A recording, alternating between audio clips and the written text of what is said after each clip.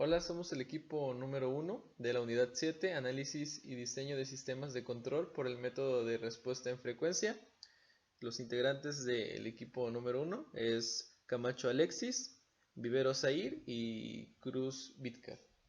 Bueno, en este capítulo se analiza una metodología de análisis y diseño de sistemas de control muy bueno, que aporta gran información acerca de las características del sistema.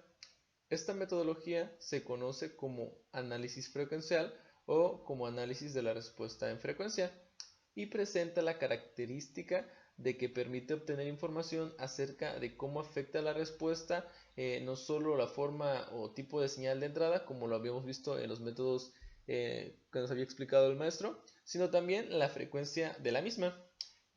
Tenemos que los temas que nos corresponden explicar son diagramas polares y diagramas de Bott. En los diagramas polares es una representación de la respuesta en frecuencia del sistema mediante una curva y se presenta un módulo y una fase para cada valor de frecuencia mediante sus coordenadas polares. Se representa el punto terminal de los vectores con un módulo, como lo había mencionado, que tiene la forma G de JW y una fase de GJW para cada valor de frecuencia W. Y los ejes representan la parte real frente a la parte imaginaria. Ese prácticamente va a ser el contraste que vamos a venir manejando. El diagrama polar se denomina también diagrama de Nyquist, nuestro criterio de estabilidad, que va a estar comentando mis compañeros del equipo 2 más adelante.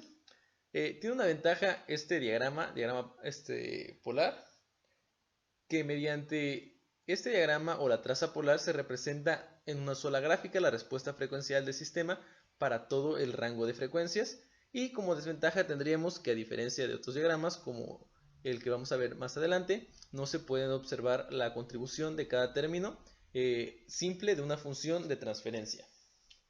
La forma de los diagramas polares se va a presentar dependiendo del tipo de factor simple que se puede contener o se puede obtener de una función de transferencia.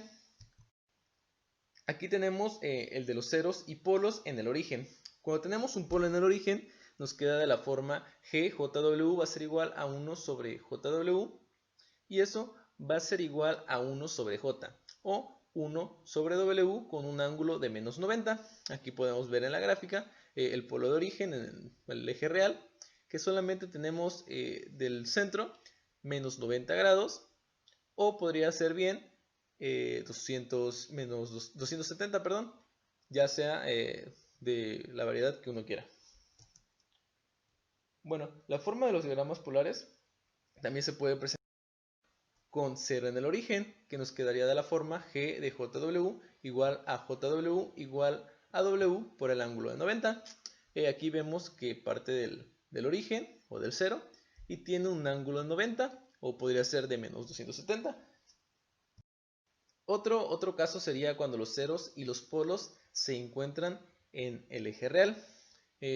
Para un cero simple de la forma G, JW es igual a 1 más JW de t, y para W igual a 0. Tenemos que el módulo, que sería el primero, va a ser G de J0, que va a ser igual a 1, y la fase va a ser G de J0 y va a ser igual a 0 grados. Para W, cuando es igual a infinito, tenemos que el módulo va a ser G de J infinito igual a infinito, y la fase va a ser G de J infinito y va a ser igual a 90. Prácticamente estas son coordenadas que se van a mostrar en la gráfica, en el eje imaginario y en el eje real. Tenemos el primer punto, que sería a 0 grados, o sea, sobre la línea X, un módulo de 1, es decir, que va a avanzar una unidad. Ahí tenemos el primer punto.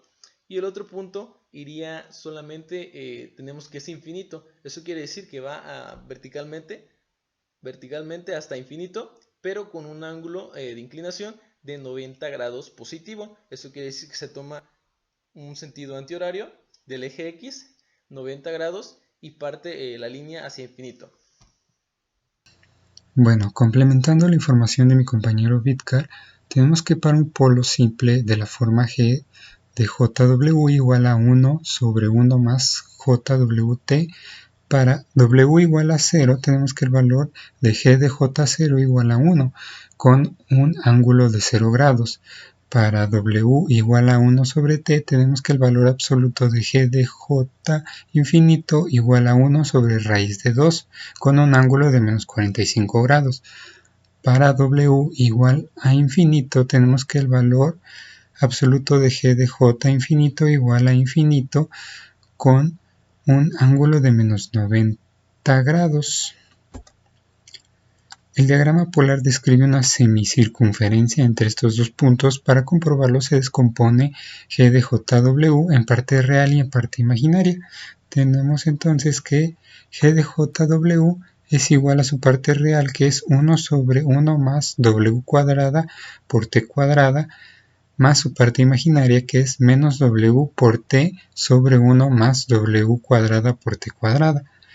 Bueno, y se comprueba que corresponde con un semicírculo con centro en 0.5,0 y radio en 0.5. Bueno, aplicando el álgebra correspondiente, comprobamos que efectivamente sí es un semicírculo con radio de 0.5 y con centro en 0.5. Bueno, adentrándonos más en la elaboración del diagrama polar, tenemos que, iniciando, tenemos una función de transferencia en forma de G de S igual a H de S sobre RS, donde vamos a sustituir las S por JW. Este método gráfico se utiliza para determinar las características del lazo cerrado de un sistema por medio de la respuesta a la frecuencia del lazo abierto. Los diagramas polares los podemos dividir en diagramas polares directos que tienen la forma de G de JW y que comúnmente se ocupan en sistemas de control de lazo cerrado con realimentación unitaria.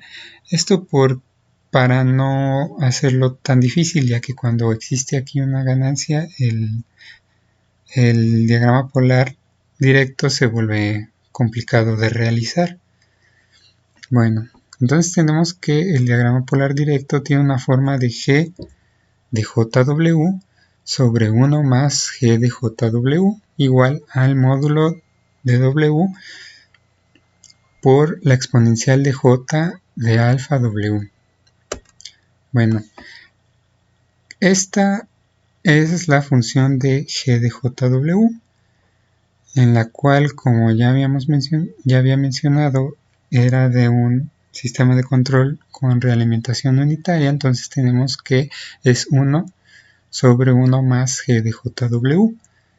Además de que tenemos dos vectores que intersectan en algún punto en la función de G de JW, los cuales están definidos de esta forma.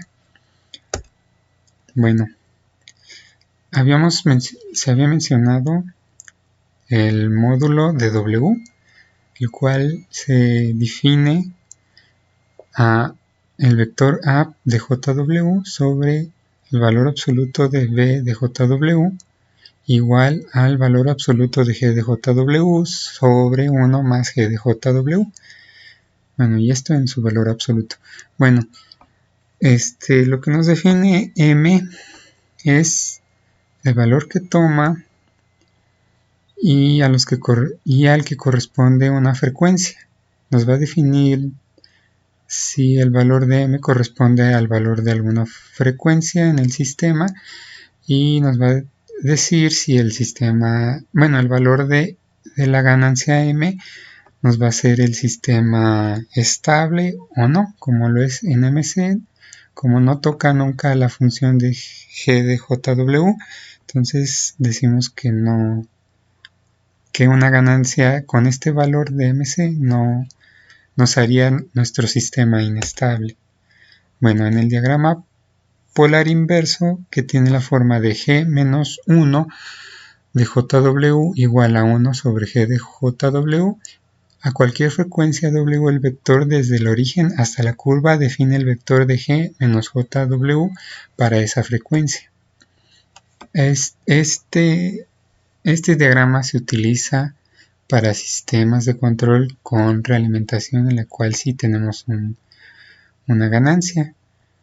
Entonces lo tenemos definido como G de JW sobre 1 más G de JW H de JW. Diagrama de Bode. Continuamos con nuestra exposición.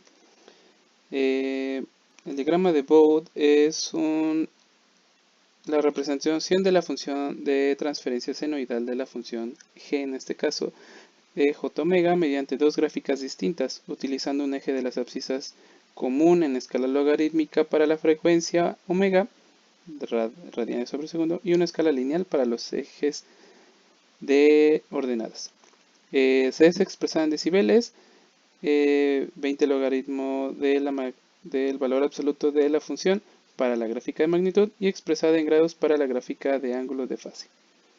Aquí tenemos un ejemplo de lo que es nuestro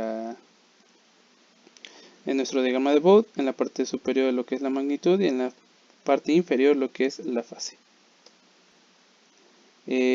También se toma como una escala logarítmica para omega. La representación de omega permite representar las características de alta y baja frecuencia de la función. La frecuencia omega se expresa en décadas, donde una década es la banda de frecuencia desde omega 1 a omega 10, siendo omega 1 cualquier valor de frecuencia.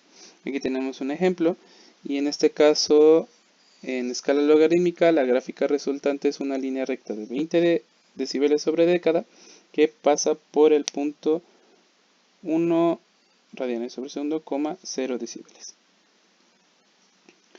La representación de la respuesta de la frecuencia en sistema abierto se hace mediante dos gráficas, la gráfica para magnitud y la gráfica de fase, como ya lo mencioné. La gráfica total se obtiene de la suma de las aportaciones de los términos. Aquí tenemos la comprobación que la función g en j omega es igual a R1 por R2 sobre R3 multiplicando al logaritmo natural de j por teta 1 más teta 2 menos teta 3. También tomada en la escala logarítmica para el módulo, tenemos que el logaritmo base 10 del valor absoluto de g de la función es igual a logaritmo base 10 de R1 más logaritmo base 10 de R2 por logaritmo base 10 de R3.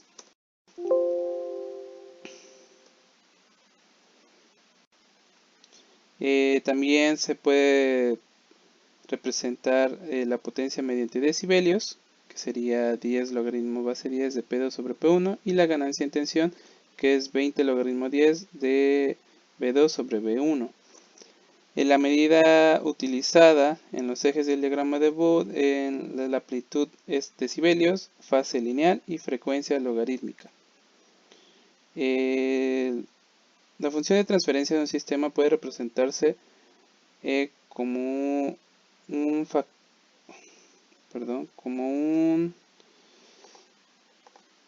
producto de factores básicos en forma normalizada. En este caso, la ganancia K, los integradores 1 sobre S cuadrada y derivadores de S a la N, que N puede tener cualquier valor, polos y ceros, y los polos en la forma que vimos en los videos que el maestro nos dio en las clases, y que tenemos que obtener lo que es omega n y el valor de psi. Para dibujar el diagrama de Bode, en cada uno de estos términos se calcula la correspondiente función de transferencia senoidal y, como cualquier gráfica, se representan los puntos gráficamente. Aquí tengo un resumen de los diagramas de magnitud y de fase de línea recta de Bode. Ya son como valores preestablecidos, y en este caso el factor ya también está dado con su magnitud y fase. El fase, les recuerdo que está expresada en grados, y la magnitud en decibelios sobre década. También otros ejemplos. Las ventajas del diagrama. Las gráficas de los sistemas en serie se pueden sumar.